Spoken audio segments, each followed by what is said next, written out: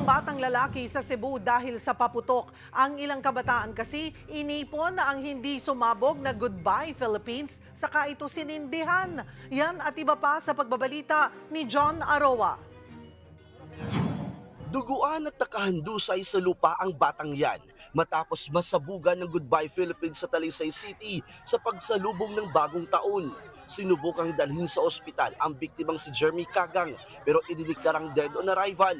Bukod sa kanya, may 3 pang kritikal na kailangang operahan.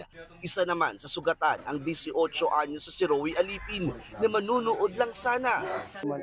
Timing sa gaito, palakaw na sa padong. Lakaw na ko, padong na ko kuan, gater dapit. Digto na ni kuan, ni ulbon, layat ko, bungol ko ato. Inipon daw ng mga bata ang pulbura ng Goodbye Philippines na hindi pumutok. Inilagay nila ito sa tiles saka ito binagsakan ng bato para pumutok.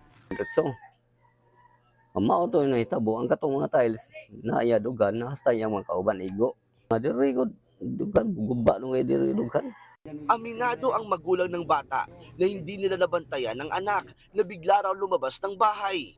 Hindi pa ba gisugat ka? Lumon mo gisugat mga anak. Kayo sir, dito yung sakita sir. O pa ko kamo po sa nahitabo yun. Sumuko na sa mga pulis ang may-ari ng Goodbye Philippines dahil ipinagbabawal ang ganitong paputok. Nagkalasog-lasog ang 4 na daliri sa kaliwang kamay ng lalaking ito matapos masabugan ng plapla. May mga maliliit ding sugat ang kanyang dibdib at nabutas pa ang kanyang t-shirt. Nakumpiska niya lang daw ang plapla sa rider ng kanilang warehouse nang bigla itong sumabog. Dinala siya sa East Avenue Medical Center. Ang masaklap, hindi na nga siya nagpaputok noong New Year. Baka raw mag-birthday pa siya na walang isang kamay. Hawak ko lang yung plapla, pinatong ko din yung lighter. Pagpihit kong ganun,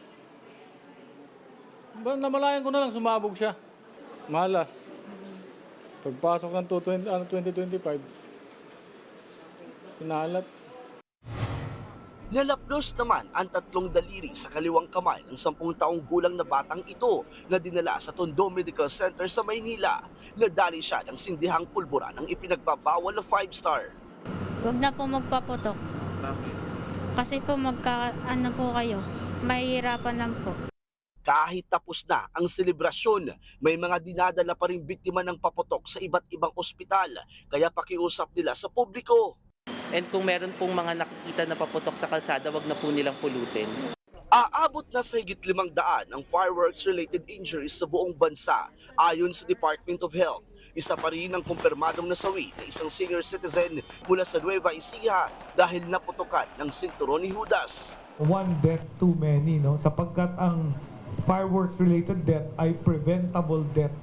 Kaya sa Rizal, ipinaigting ang pangungumpiska ng mga iligal na paputok na umabot ng mahigit 12,000 piraso. Para sa 1PH, John Arua, News 5.